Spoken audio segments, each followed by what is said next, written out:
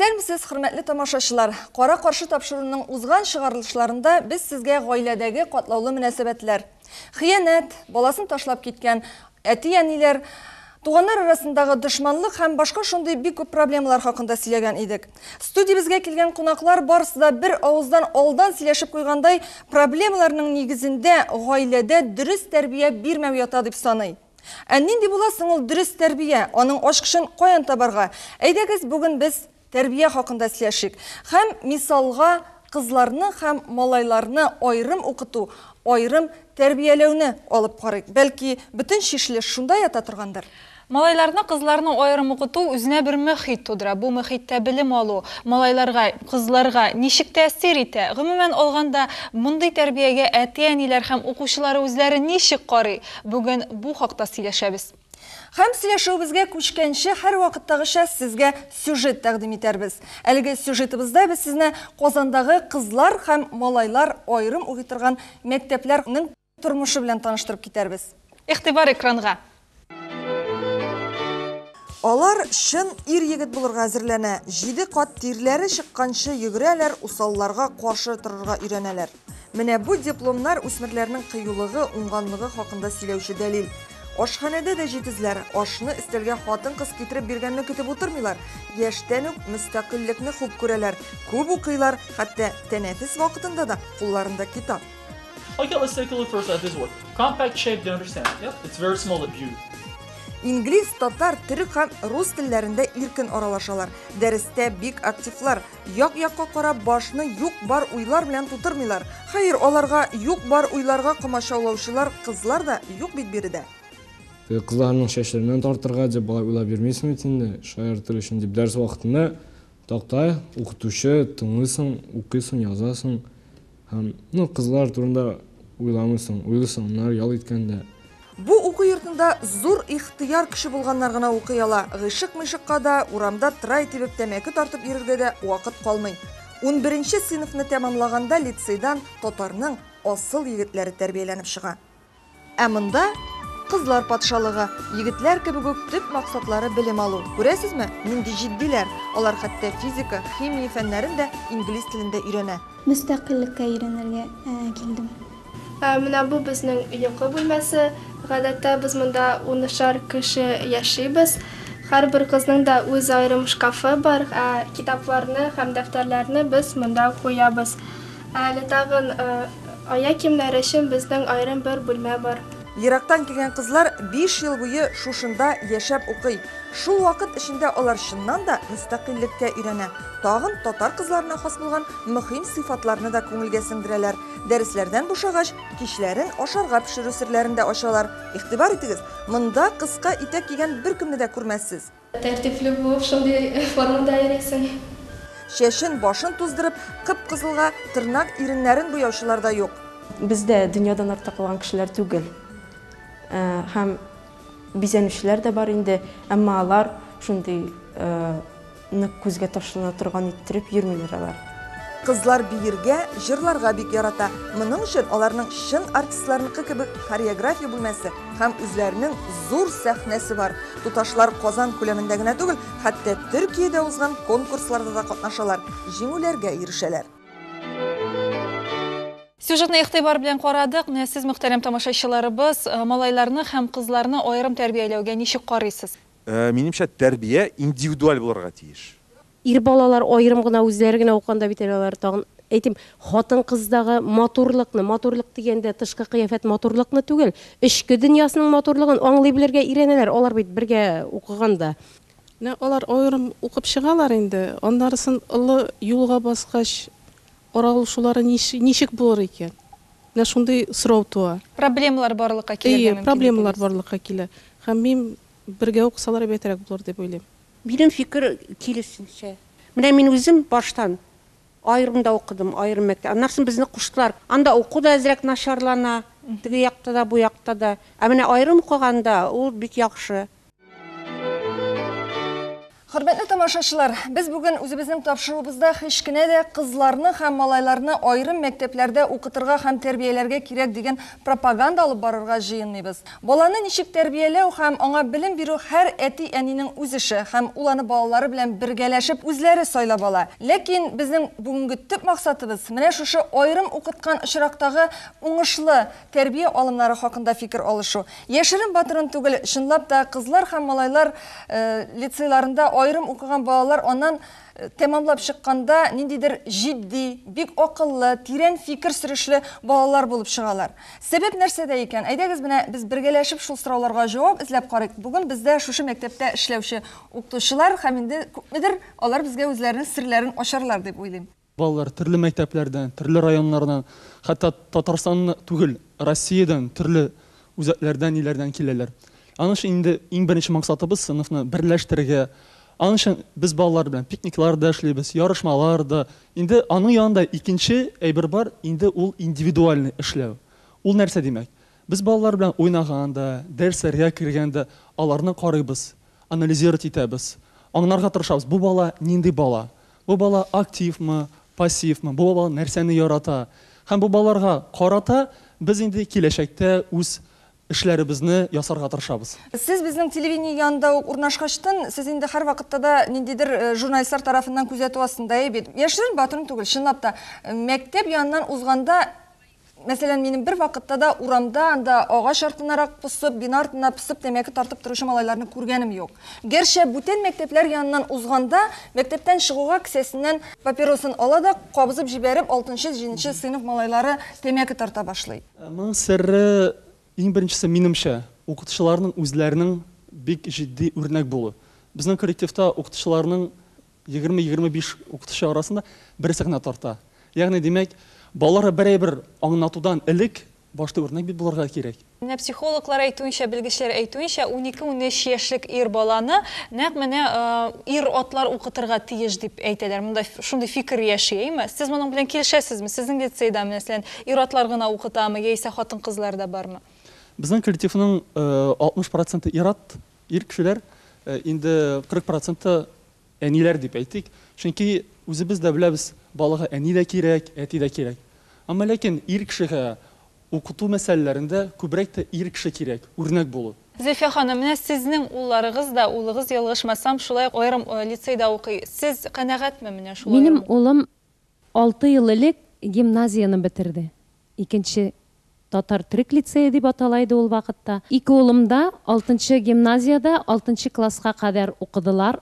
Шулай ук аерым укыдылар. Безгә әйткәннәр иде, 1-нче класска балаларны биргән вакытта, сез курыкмыйсызмы балаларыгызны?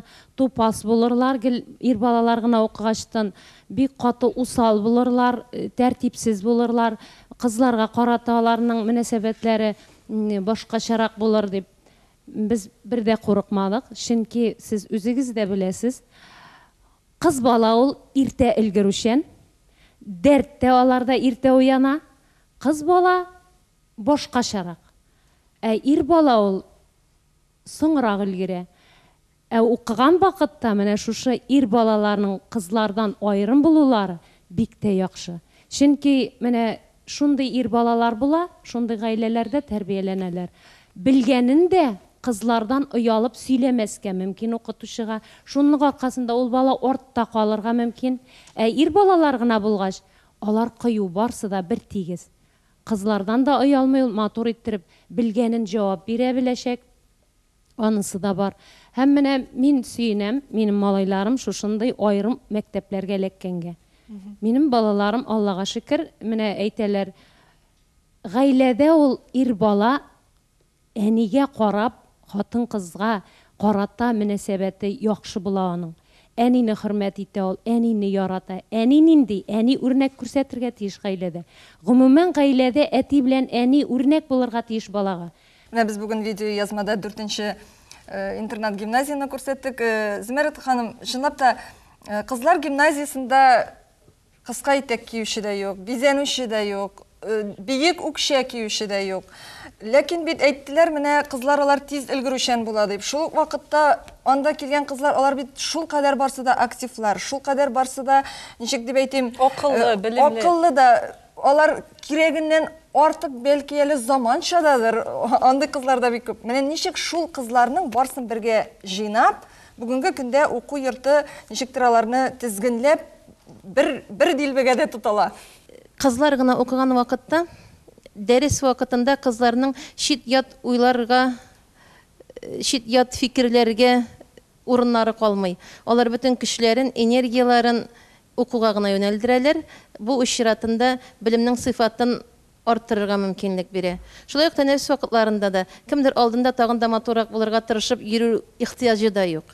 Безнең кызларыбызның белемле булулары, аңлы булулары 7нче класстан башлап 8нче, 9нче, 10нче классларда яхшы укулары иң беренче чиратта 7нче класста шушы салынган эшләргә өйрәтү, укырга ихтияҗ булдыруга юнәлдереп эшләүнең нәтиҗәседер дип әйтәсем килә.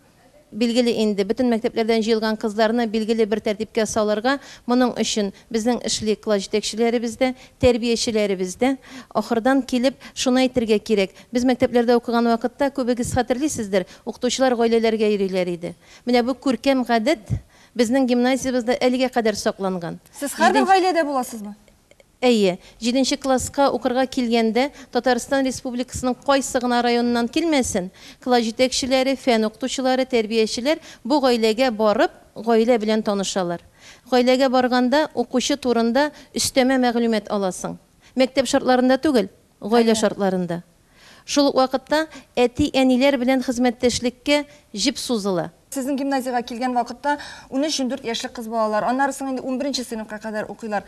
Аларның да бит ничектер башкалар кебек гашыйк буласы килә. Бу чорда беренче мәхәббәт дигән әйбер бар. Бу чорда егетләр белән аралашысы килү бар. Менә бу ничектер сезнең карашка аларны менә шушы яктан шикләү булып чыкмый микән? Гимназия тышындагы вакытлары, алар бу вакытта рәхәтләнеп үзләренең яшьтәшләре белән, күршеләре белән аралашалар. Бүгенге көндә бик матур гына кызлар, егетләр бергә укыган мәктәпләрдә дә тәртипле генә укыган балалар бар. Бу инде алык менә икенче татар гимназиясын. Безнең төп үзенчәлегебез барлык фәннәрне дә татар телендә укыту. Ә инде менә гимназиядә шулай кызларның, егетләрнең бергә укуы ул безгә ничектер табигый халәт, табигый күренеш дип без аны кабул итәбез. Һәм бу чыннан да шулайдыр, чөнки кешелек тормышы, гаилә, җәмгыять, алар барысы да ир белән хатыннан башлана. Бары тик ирләрдән генә, бары тик хатыннардан гына торган җәмгыятьнең киләчәге юк.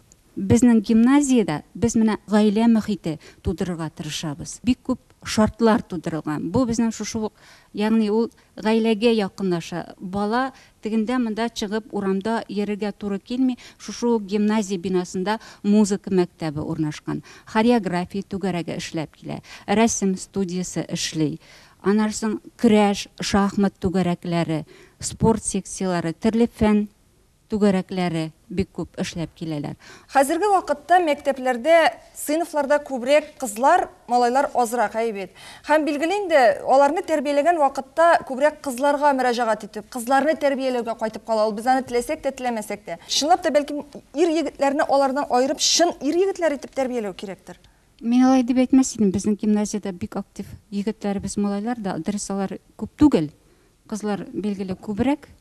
Ләкин моның төп сәбәбе мәктәпкә генә калдырырга ярамас, чөнки төп тәрбия гаиләдән башлана. Психологларның карашы ничек икән бүгенге заманда менә шушындый тәрбия бирүгә? Чынлап та ул ничек уңышлырак? Малайларны айрым, кызларны айрым тәрбияләүме, әллә инде барсын бергә тәрбияләү? Киләчәктә нинди проблемалар тууырга мөмкин? Менә балаларга табигатьтән бирелгән сәләт бар. Ул көрәшче, сакчы, табучы. Көчле зат. Көчле зат. Аларга ул табигатьтән бирелгән. Без менә моны түсендереп киләбез, бу табигатьтән бирелгән сәләтне. Шушыны үстерү өчен миңа калса ир егетләргә айрым тәрбия бирелсә, ир атлар тарафыннан без ирләребезне чын ир итеп, һәм инде гаилә башлыгы итеп тәрбияләр идек. Кызларга табигатьтән бирелгән сәләт ул әни булу, бала тәрбияләү, үрнәк, менә хатын-кыз үрнәк, хатын-кыз итеп бирелгән ул сәләт балага. Хәзер безнең кызларыбыз нинди булып үсә? Алар баш булырга. Гаиләдә үзләре мөстәкыйль алып баралар.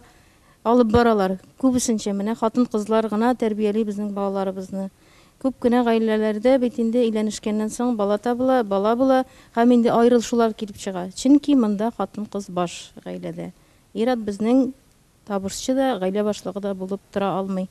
Менә моның төп сәбәбен миңа калса аерым тәрбияләүнең бик уңай нәтиҗәләр китерер иде дим. Тискәре ягы сезнеңчә? Тискәре ягы булганда, менә кызлар белән малайлар аерым укыганда тере аралашу җитеп бетми. Тере аралашу һәм инде игътибар, мехрибанлык, мәрхәмәтлелек хисе бер-берсенә карата. Минемчә, беренче чиратта шәхесләрне үстерергә кирәк. Менә безнең тәрбияләү принциплар, дөнья принципларына туры килми. Чөнки безнең төп принциплар ул баланы кимсетү, аларны мыскыл иттерү. Шуңа күрә безнең балалар юаш, алар бернинди активлык юк. Бу зур милли проблема минемчә. Мактыйбыз без балаларны. Без балаларны үстерә, күтәрә, аларның дәртләрен уята белмибез. Безнең балалар бит мескен. Мансур әфәнде белән мин килешмәс идем. Татар мөхитендә тәрбияләнәләр алар, ну мескен итеп тәрбияләнмиләр алар. Бер кешегә ике төрле сыйфатны да әйтә алырсыз. Берсе мәсәлән мескен, икенчесе тыйнак. Тыйнак ул позитивный бер сыйфат, мескен негативный. Ягъни минемчә монда сүзләр белән уйнау мәсьәләсе генә. Мансур әфәнде, бәлки сез татар кешесенә хас булган тыйнаклыкны мескенлек дип аңлыйсыздыр. Менә беләсезме, бездә менә мәсәлән бер гаилә килә кунакка баласын алып килә, име? Бала керә, бер сүз әйтми, бер сүз дәшми, чишенә, утыра.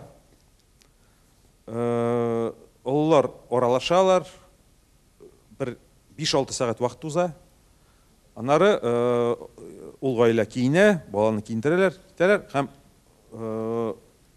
хуҗалар әйтәләр: "Ну, сезнең балагыз тәрбияле", дип әйтәләр. Менә бу татарда киң танылган күренеш. Менә куркак, инициативасыз, бер сүз дәшмичә баланы тәрбияле дип әйтәләр. Менә бу котышкыч күренеш. Бу котышка да начар сүзләр торган кешеләргә нәрсә әйтәләр? Менә сөйләшеп, аралашып, менә минем мәсәлән 5 яшьлек балам бар, име? Ул аралаша бөтен кеше белән сөйләшә, ул актив. Бу бит азынган бала. Сез ничек аны тәрбиялисез? Бу бит бала сезнең мәгънәсез. Бөтен кеше монда каршы киләчәк миңа, чөнки алар бөтенесе шул системада яшиләр һәм шул балаларны үзләре тәрбиялиләр. Әлбәттә, алар үзләренә яклыйсы килә хәзер бүген. Иң беренче баланы балалар бакчасында, мәктәптә тәрбияләми, институтта тәрбияләми, бала гаиләдә тәрбияләнә. Без беренче бала тугачтан үзебез дә яшьләр идек. Без аны моны ярамый, тегене алай итмә, моны булай итмә, кайыш белән дә сугып җибәрәдергә бит үзебезне ничек тәрбияләгәннәр, без шулай тәрбияләргә тырышадыр. Ә менә икенче бала тугач, без моны аңладык. Балага бер вакытта да акырып, кычкырып, сугып, акыл өйрәтеп булмый. Аң кертеп булмый. Баланың кан белән килә ул. Әгәр дә аңа башында булмаса баланың, син сүксәң дә, суксаң да кирми ул балага. Балалар белән менә дуслар кебек сөйләшәбез. Чөнки без икебез дә гастрольдә. Безнең шушы ике бала бер-берсен карап, бер-берсен тәрбияләп, без ул балаларны телефон аша тәрбиялибез. Түгел генә ничек тәрбия бирергә дигән сорауга анык кына җавапны таба алмасак та, без барыбер ачкычны эзләү юлларын билгеләдек шикелле. Әйдәгез, хәзер без инде әти кешене чакырыйк. Ул ничек тәрбия бирә икән үзенең балаларына? Җавид Шакировны чакырабыз. Танылган юмор остасы, артист, рәхим итегез, Җавид әфәнде. Әти кеше буларак, менә сез балаларны тәрбияләү нинди булырга тиеш дип саныйсыз? Кырыс булырга тиешме, иркәләпме, яисә инде икесен бергә кушыпмы? Әйтәләр бит, ана сөте белән кермәсә, тана сөте белән керми дип әйтәләр. Әйме, һәм тагын бер шундый әйтем бар, бишектәге бишкә дип әйтәләр. Менә баланың, монда инде педагоглар, укытучылар, мин инде педагог түгел, мин тәрбияче, мин шулай ук үз гаиләмдә үземнең ике малаемның укытучысы. Шулай ук Зөлфиядә, мин мәктәп директоры булсам, Зөлфия шушы мәктәпнең завучы, укыту буенча урынбасары, шулай бит. Менә нәрсә әйтәсем килә, балаларның бит әле үскән вакытта, менә 5 яшьтә бала бер төрле була, Менә бу переходной не дип әйтәләрме? Күчеш. Күчеш. Ул шул кадәр зур буласы килә. Бер 8 яшьтә шундый була бала. Малай кеше ул бигрәк тә, менә ул аныдык сиздерә. Аннан бер 12 яшьтә, 13 яшьтә шундый хәл була бала. Менә әле минем бәләкәй малай 7нче класста укый, 7нче сыйныфта. Менә шундыйрак вакыты. Әмма ләкин менә Зөлфия белән утырабыз да икәү генә. Зөлфия әйтә, тиргәмә, ачуланма, шундый вакыты. Менә һәр баланың менә бу бишектәге бишкә төрләнә дигән сүзе улы малайга карата, улы малайның менә 2 бала гаиләдә. Мин укытучыларга да Алла ярдәм бирсен дип. Ул класстагы бер сыйныфтагы 28-30 баланы һәр берсенә дә аерым аңарга кара теге подход дип әйтәм инде. Ни ясап бетереп булмый. Әле 2 баланы тәрбияләргә. Аның өчен менә без ярый артист. Аның өчен беләсеңме күп артист булырга кирәк. Ул балаларга клоунда буласың, аңа нидә буласың? Гомумән 2 баланы улы малай ул идеальный, ул яхшы булды. Укуда аңа укы дип әйткән. Бу бәләкәй малай. Менә әйтәләр бит. Теге шәхес тәрбиялә алмыйбыз, куркытып үстерәбез дип тәрбия. Ул баланың характерында булырга тиеш. Ул характерында була да, каннан килә. Бәләкәй малайны хитаңа әллә нәрсә әйт, ул үзенекен эшли. Ул үзенекен эшләмичә туктамый Мансур. Менә замана баласы. Ләкин менә шул замана баласында ничек кенә булмасын, Мансур әфәнде әйткән кыюлыкны да тәрбиялисе килә. Шул вакытта инсафлылыкны да тәрбиялисе килә. Һәм шул вакытта аның киләчәктә бәхетле булуын да ничектер тәэмин итәсе килә. Моның өчен инде гаиләдә бер-береңне аңлау, гаиләнең ныклыгын 3 фактор тәшкил итә. Аның беренчесе ир белән хатын арасындагы мөхәббәт, мөнәсәбәт, баланың әти белән әнинең балага карата мөнәсәбәте һәм баланың әти белән әнигә карата мөнәсәбәт. Менә бу шушы 3 фактор булар инде кушылып кына түгел, әгәр дә тапкырланып, шушы гаиләнең төп фундаментын, ныклыгын тәшкил итә икән, димәк, гаиләдә тәртип, бала үз урынын белә, һәм инде әти белән әнинең балага карата, һәм инде баланың әти белән әнигә карата бер кашында проблемасы булмас диясе килә. Һәм инде балаларга карата һәр вакытта да алар аңларлык итеп аңлатырга, уртага салып бөтен проблеманы сөйләшергә. Менә син бала, син әти, син әни түгел. Шуңа күрә кыз балада, ир балада тәрбияләү җиңел түгел. Шуңа күрә дә безнең җәмгыятебезнең бу бер авыру җире, авырту җире. Шуңа күрә дә без моңа менә укытучылар гына карарга тиеш, өйдә әти белән әни генә карарга тиеш дип әйтеп фикер йөртү дөрес түгел. Бала гаиләдә, мәктәптә теге футбол тубы кебек тәгәрәп йөри. Менә ул футбол тубы менә 2 арада тәгәрәп жүрсен, әмма ләкин шит кырга барып төшмәсен. Менә бу 2 арадагы тәрбия, ул әле яхшы тәрбия. Менә шит кырга барып, кем белән аралаша балаң, кем белән очраша, кем белән сөйләшә, аның дусты кем? Менә гаиләдә баланың тәрбиясе тагын бер өлеше бар. Ул бит әле урам бар. Балалар мәктәптән башка шит балалар белән таныша икән. Менә безнең принцип шундый, гаиләнең принцибы. Мин аны һич тә яшерен батырын түгел. Берәрсе белән дуслашса, әкренләп сорыйбыз. Балам, син кем белән дуслашасың? Кем ул? Әтине контрольдә тотырга тиеш. Аның әтисе белән әнисен беләбез. Һәм біз шушы малай дуслашкан җегетнең әтисе белән әнисе белән аралашып, без дуслашып китәбез. Менә бу шулай ук бик кирәк. Баланың бит кайда йөргәнен дә белергә кирәк. Бик күп кенә сораштырулар үткәрелә, һәм менә шул сораштырулардан күренгәнчә инде Россияларның 76% малайлар һәм кызларны мәктәптә аерым тәрбиягә, укытуга тискәре карый. 9% риза, бирдә өстенлекләр күп дип саный, әмма 15% моңа битараф. Менә сез ничек уйлыйсыз? 76% бу бит бик күп. Ни өчен менә тискәре караучылар? Укыту системасы, мәгариф системасы безнең бит илебездә бер урында гына тапану кирәкми? Алга карап яшәргә кирәк. Менә бу экспериментта булырга тиеш. Балалар аерым укып сайлап алу мөмкинлеге булсын. Әле мин менә мондагы фикергә шулай каршы киләм. Җегетләр йомылып кына үсми микән, кызлар кияүгә чыга алмыйча калмас микән? Әле мин менә бу статистикада үткәргәннәрдер юктырмы? Бер укучы кызның да гимназия бетереп, шушы бергә кызлар гына укыган гимназияны бетереп, кияүгә чыкмыйча калган кыз юктыр әле. Малайларның аерым укуы, менә ул шулай ук нәрсә дип әйтәм? Бер-берсе белән шул кадәр дус алар име? Менә шул кадәр якын, алар туганлашып бетәләр. Менә бу балалар бергә, менә егетләр генә укыган балалар. Чөнки Укыту системасында аларны менә интернетта бергә тоту, бергә яшәтү, менә шул кадәр туганлашып бетәләр. Алар бүгенге көндә дә менә олы малайның укып бетергәненә 6 ел була. Алар һәр вакыт, һәр даим шалтырашып, туганнарча бер-берсен хәлен белеп яшиләр. Менә мин бергә укыган мәктәпләрдә кыз белән бала кызлар, малайлар бергә укыган вакытта мин аларны бик андый дип әйтеп белмим. Җавит әфәнде, менә нәкъ шушы урында без әйдәгез хәзер шушы кызлар һәм малайлар укый торган уку йортларында балаларның үзләренең фикерләрен тыңлыйк. Кызлар белән генә укыганда бик рәхәт укырга. Беренчедән кызлар гына, алар белән төрле темаларга сөйләшеп була. Һәм малайлар шул булганга укырга да җайсызрак була кайыр вакытына. 7 класстамында килдек, башта читнерәк яланган килеш. Потому что кызлар булганда гел кызлардан списывайтасың, аларга өметләнәсең. Булай килдек, әзрәк реабилитационный период үтте и нормально все. Яшөсмер вакытта кызларның күп кенә комплекслары барлыкка килә. Алар үзләреннән кимчелекләр эзли башлыйлар. Бу кимчелекләрне кызлар арасында гына бергә уртага салып сөйләшсәң, яхшырак булыр дип уйлыйм. Кызларның һәм малайларның табигый сәләтләр һәм фикер алып барулары төрле һәм аларга төрле программалар төзергә кирәк һәм шуңа күрә аерым уку яхшырак дип уйлыйм. Миңа шәхсән үземә егетләрсез уку ошый. Беренчедән монда укый башлаганнан соң уйлар егетләр турында түгел, уку турында беренче чиратта.